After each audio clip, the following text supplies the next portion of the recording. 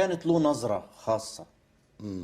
النظرة دي كنت بتقدر تقراها تفهمها؟ كانت نظرة قلق، والله شوف، نظرة تشوش، نظرة ريبة؟ شوف هو حقيقة أنا ذكرت لك يعني على الصعيد الشخصي شخصيته طاغية بشكل فظيع، وخاصة تأثير نظراته عنده شيء مغناطيسي عجيب.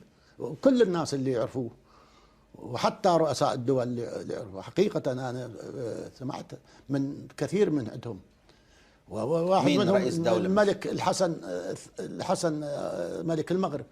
ملك المغرب المرعب؟ ملك المغرب الجبروت الله يرحمه يعني، ايش قال حقيقة لك عن معتد صدام؟ يعني مو جبروت لكن معتد بنفسه وكذا. ماذا قال لك عن صدام؟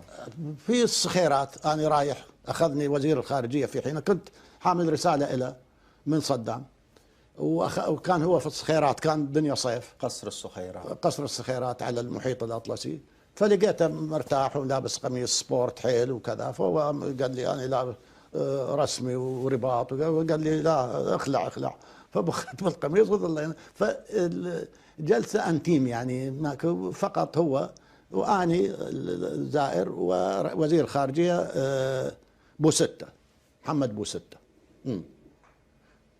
فاخذ يتحدث لي عن الرئيس صدام، والله وبالله اخ احمد قال لي يا لطيف، الاخ صدام اذا حضر مؤتمرات القمة أو شيء من هالقبيل يقول لي وكأن على رؤوسنا الطير، بهذه العبارة والله وبالله.